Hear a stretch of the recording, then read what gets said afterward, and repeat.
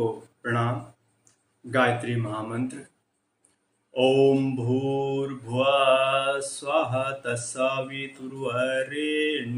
भर्गो देवस्य धीमहि धियो यो नः प्रचोदयात्। ओम गुरुब्रह्मा गुरुविष्णु गुरुरेव महेश्वर गुरुरेव साक्षात् परब्रह्म तस्मै श्री गुरुवे नमः।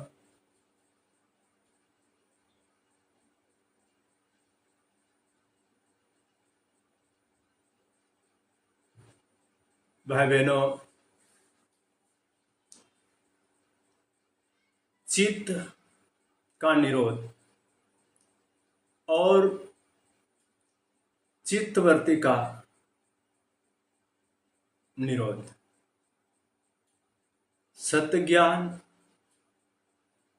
और सत्कर्म जो हमारे समाज में जो अवांछनीयता घुसी हुई, वही अवांछनीयता हमारे अंतःकरण में हमारी आत्मा को अवांछनीय तत्व के द्वारा ढका हुआ रहता। यही प्रक्रिया के लिए योग साधना की जरूरत पड़ती है। आज योग साधना मात्र उछल कूद, कसरत, योग व्यायाम जैसी ही प्रक्रिया रह गई। योग विद्या को व्यक्ति शारीरिक और मेडिटेशन के माध्यम से मानसिक निरोगता बनाए रखने के करता, या जो रोगी है उस रोग से मुक्ति के लिए योग व्यायाम कसरत करते रहते हैं। क्योंकि योग एक उच्च स्तरीय कक्षा रहती और योग जोड़ने की कला सिखाती है। वियोग ही दुख का कारण है। बिछुड़ जाने से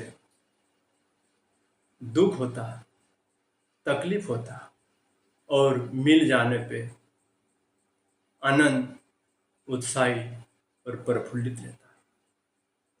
वियोग एवं मिलना, इस प्रक्रिया को योग कहते हैं। और योग व्यवहारिक जीवन के लिए सर्वसुलभ है। ना तो योग कठिन है व ना आसन है। हर व्यक्ति योग साधना के माध्यम से लाभान्वित हो सकता है। गृहस्थ में रहते हुए व्यक्ति, गुरुदेव ने गृहस्थ ही तपोवन, घर में रहते हुए व्यक्ति योग साधना कर सकता है।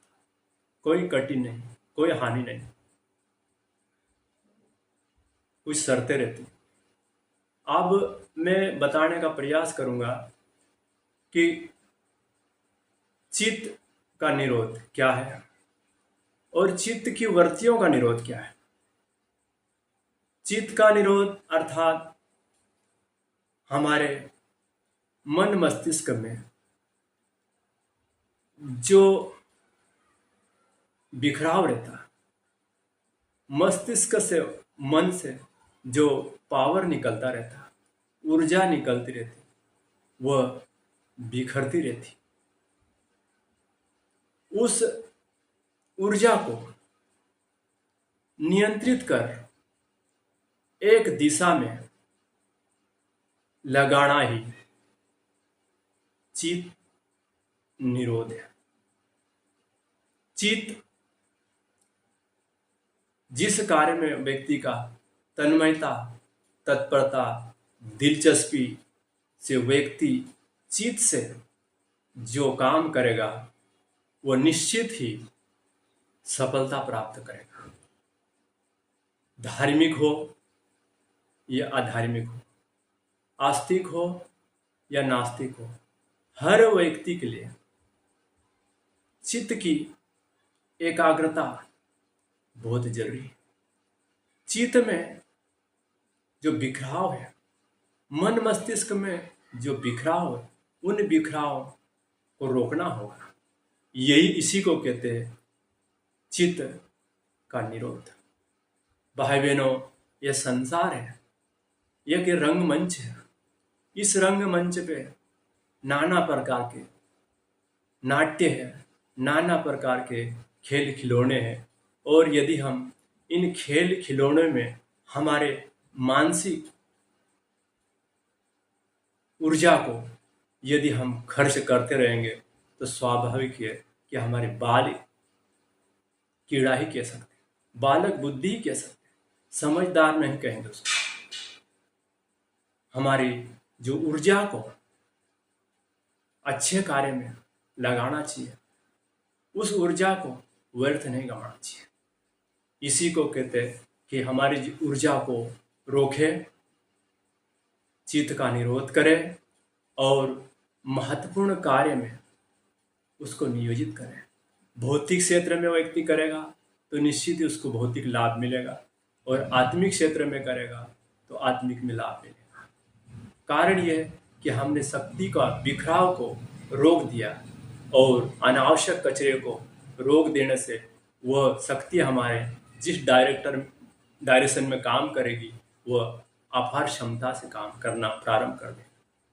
भाई बहनों, चित्त का निरोध हर व्यक्ति के लिए लाभकारी है, हर व्यक्ति कर सकता है इसमें। दूसरी बात आती है चित्तवृत्तियों का निरोध। चित्त की वृत्तियां भी होती है। वे 5 प्रकार की चित्त की वृत्तियां बताई गई, और वह वृत्तियां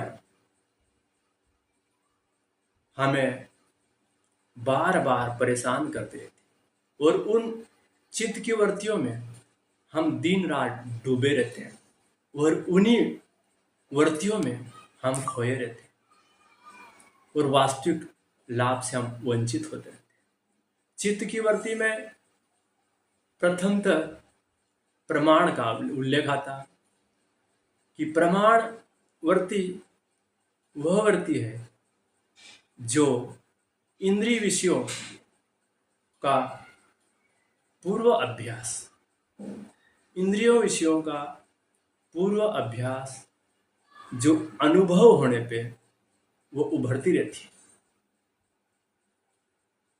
अपनी इंद्रियों को आभास होने लगता, वह व्यक्ति उसी आभास से वह पूर्व की वृत्तियों को याद करता रहता, उसी में खोया रहता। प्रमाण जो हमारे इंद्रिय और विषय से संबंध है, और उसी में व्यक्ति खोया रहता, उसी में संलग्न रहता, उसी में अपनी एनर्जी खराब करता रहता। यह हमारा भविष्य बिगाड़ती रहती। दूसरा आता विपर्य। विपर्य अर्थात अज्ञानता। अज्ञानता जो प्रतिकूलता का ज्ञान नहीं होने के कारण हम भटकते रहते। अज्ञानी व्यक्ति जिस प्रकार आंखों की रोशनी चली जाती तो व्यक्ति को अंधेरापन दिखता, उसी प्रकार ये संसार में जो विकल्प स्मृति हमें अंधकार में धकेलती रहती, अज्ञानता में धकेलती रहती।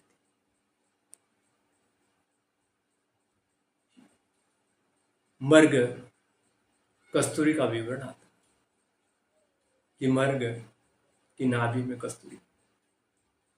चूंकि मर्ग कस्तूरी की तलाश में दर दर भटकता रहता, किंतु वह कस्तूरी उनके नाभि में मौजूद।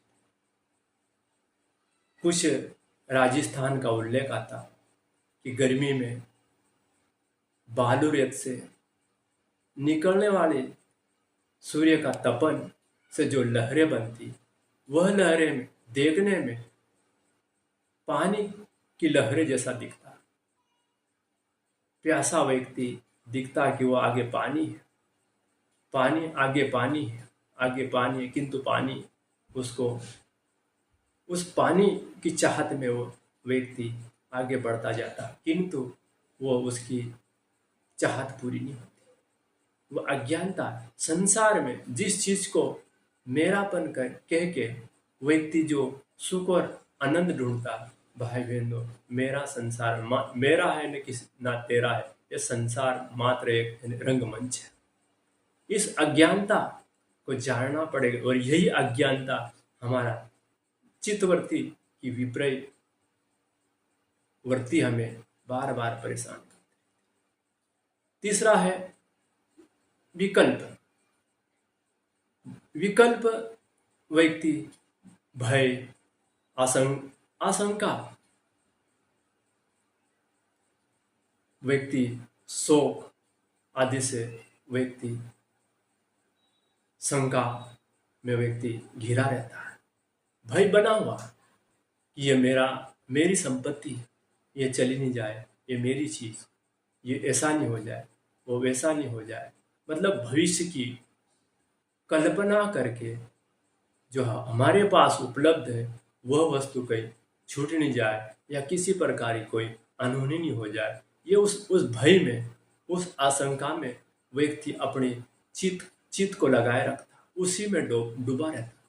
ये हमारी चित्तवृत्ति की तीसरी विकल्प है। ये हमको इस भय और आशंका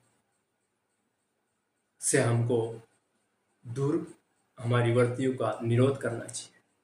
ये संसार है, आज है, कल रहे या नहीं रहे इसकी कोई गारंटी कल का किन्ने देगा। फिर भी व्यक्ति कल क्या परसों क्या, व्यक्ति बरसों की कल्पना करता रहता, और कल्पना के साथ साथ में वह व्यक्ति के पास संपदा है, धन है, स्वास्थ्य है, जो भी परिवार है, वो उसमें कहीं उसका हानि नहीं हो जाए, इसी भय में व्यक्ति जीता रहता, इसी शंका में व्यक्ति ग्रसित रहता, इसी में अपने ख्याल जमाए रहता।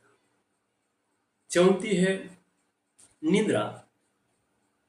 निद्रा वह वृत्ति है जो अलस, प्रमाद, अवसाद और आलसी कह सकते हो उसको, और अउत्साही है। जिस व्यक्ति के अंदर किसी प्रकार की कोई उत्साह नहीं हो, आलसी हो, वह व्यक्ति में अउत्साही व्यक्ति से क्या उम्मीद करें। ये निद्रा वर्ती से व्यक्ति ग्रसित रहता, प्रमादी रहता, आलसी व्यक्ति जिंदगी में कुछ कर नहीं पाएगा। आलसी व्यक्ति को अपनी अलसता को, अपने प्रमाद को, अपने अवसाद को दूर करना होगा, तभी हम योग साधना की सफलता प्राप्त करने में संभव हो सके। भाई लोगों को कहने में आता कि मुझे तो उस समय में उठ नहीं पाता हूँ, मैं ये नहीं कर पाता हूँ, मैं वो नहीं कर पाता हूँ।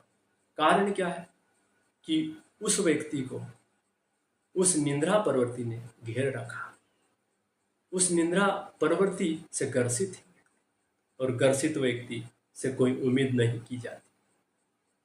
निद्रा प्रवृत्ति को जो व्यक्ति निरोध कर लेगा वह उसका भविष्य उज्जवल होगा, और देवत्व को तभी होगा कि हमको निद्रा प्रवृत्ति का निरोध करे और निद्रा प्रवृत्ति को त्यागे।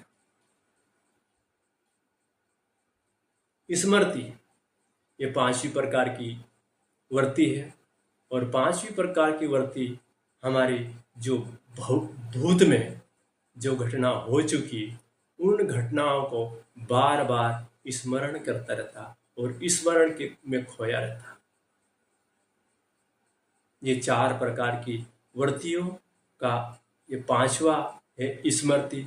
और उन 4 प्रकार की वृत्तियों में व्यक्ति स्मरण करता रहता, वही स्मृति प्रवृत्ति व्यक्ति में घुसी रहती। भाई बहनों,